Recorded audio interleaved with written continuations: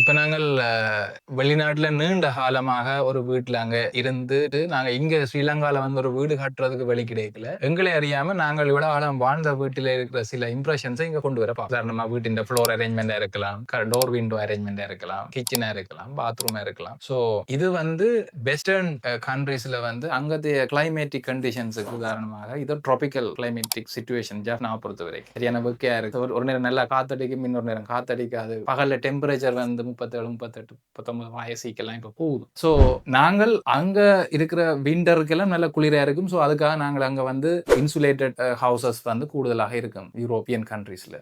இங்கேயும் இன்சுலேஷன் வந்து தேவை. என்னத்துக்குன்னா வெளியில இருந்து ஹீட்டை உள்ள வராம இருக்கிறதுக்கு. எங்களுக்கு வந்து இங்க வந்து ஹீட் கூட வெளியில. ஸோ டிரெக்டான சன்லைட் படையக்க உள்ளுக்கு நிறைய ஹீட் வரும். ஸோ நாங்கள் செய்ய போற வீட்டின் டிசைன் வந்து இங்கத்துல எங்களுடைய கிளைமேட்டிக் கண்டிஷன்ஸுக்கு ஏற்ற மாதிரியான அரேஞ்ச்மெண்டோட இருக்குதோன்றதை முதல்ல வடிவா பாருங்க. ஏன்னா கஸ்டமைஸ் பண்ணேக்கல சிலர் நான் பார்த்துருக்கிறேன். என்னன்னா வெளிநாட்டில் இருக்கிற ஒரு வீட்டின் டிசைன் அப்படியே நாங்கள் இஞ்சி எடுக்க பார்ப்போம்.